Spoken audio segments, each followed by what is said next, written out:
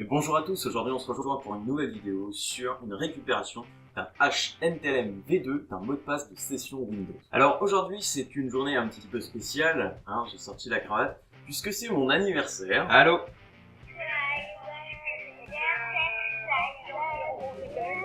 Et donc notre tutoriel va se dérouler sur un réseau local dont je suis l'unique propriétaire. Pour cela on va utiliser une machine attaquante qui est sous Kali Linux et une victime qui sera sous Windows 10.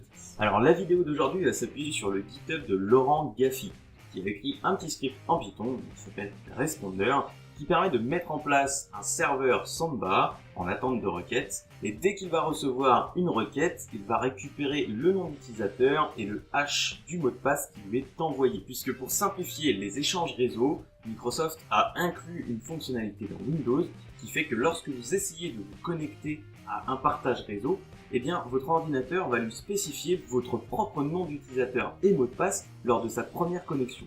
Et si cela ne fonctionne pas, alors il va vous afficher une petite fenêtre vous demandant un nom d'utilisateur et mot de passe.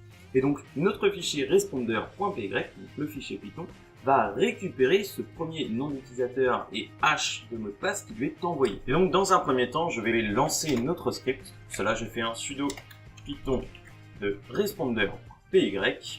Petit i pour spécifier mon adresse IP, donc ici 6644, c'est l'adresse de mon Kali. Si j'ouvre un nouveau terminal et que je fais un ifconfig eth0, on voit que mon adresse IP est 6644. Et enfin, grand I pour spécifier l'interface, donc eth0.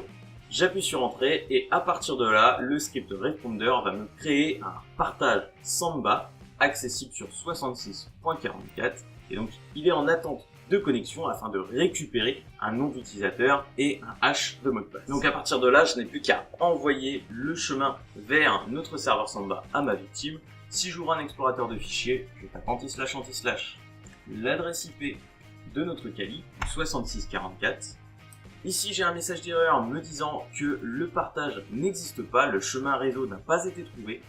Et pourtant, si je retourne sur notre Kali, ici, je vois que sur la machine YouTube, j'ai user qui s'est connecté et on peut récupérer son hash de son mot de passe au format NTLM V2. Si j'arrête notre script responder.py, je fais un ls logs et ici, je vois que j'ai un fichier texte smb NTLM V2 de 66.15 qui est l'adresse IP de notre victime. Si je fais donc un more de ce fichier pour voir son contenu, ici, je vois qu'il contient le nom d'utilisateur user, le nom de la machine YouTube et le hash au format NTLM-V2 de son mot de passe. À ce stade, ce n'est plus qu'une question de temps afin que je récupère le mot de passe de ma victime, puisqu'il faut savoir que les hashes NTLM-V2 peuvent être cassés par brute force.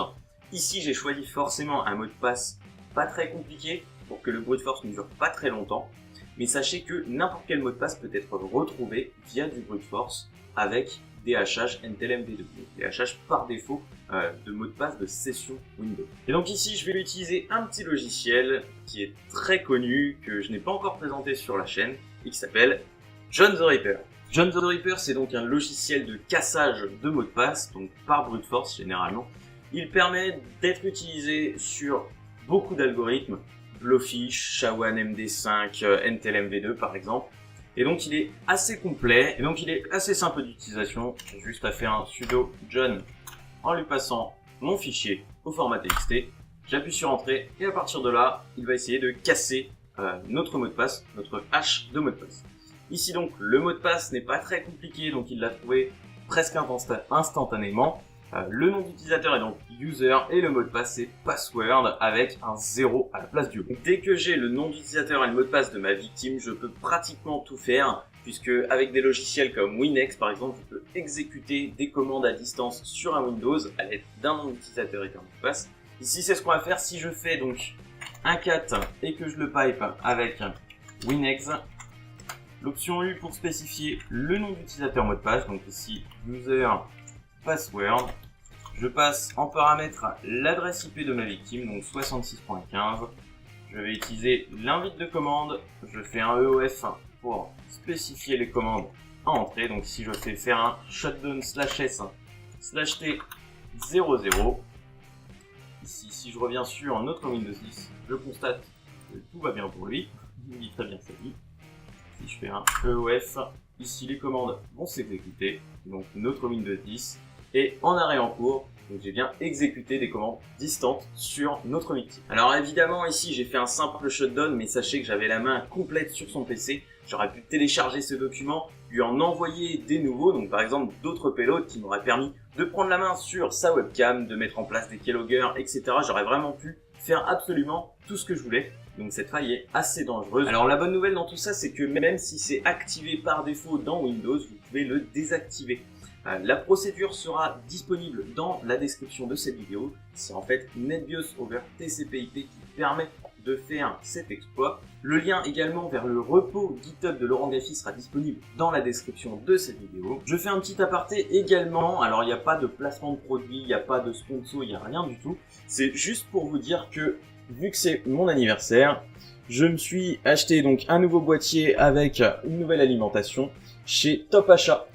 topachat.com, donc le lien sera également dans la description de cette vidéo. Comme je vous dis, il n'y a pas de placement de produit, c'est vraiment pour vous dire que tout s'est bien passé, c'était moins cher que ses concurrents, DLC, etc. Et donc j'ai été assez satisfait, donc voilà, c'était juste pour partager ça avec vous. J'espère que cette vidéo vous aura plu, si c'est le cas n'hésitez pas à mettre un petit pouce bleu, à vous abonner à la chaîne si ce n'est pas déjà fait. Vous pouvez également mettre des petits pouces bleus pour me souhaiter un joyeux anniversaire, ça me fera très plaisir. Je vous dis à très vite pour de nouvelles vidéos, et d'ici là, portez-vous bien.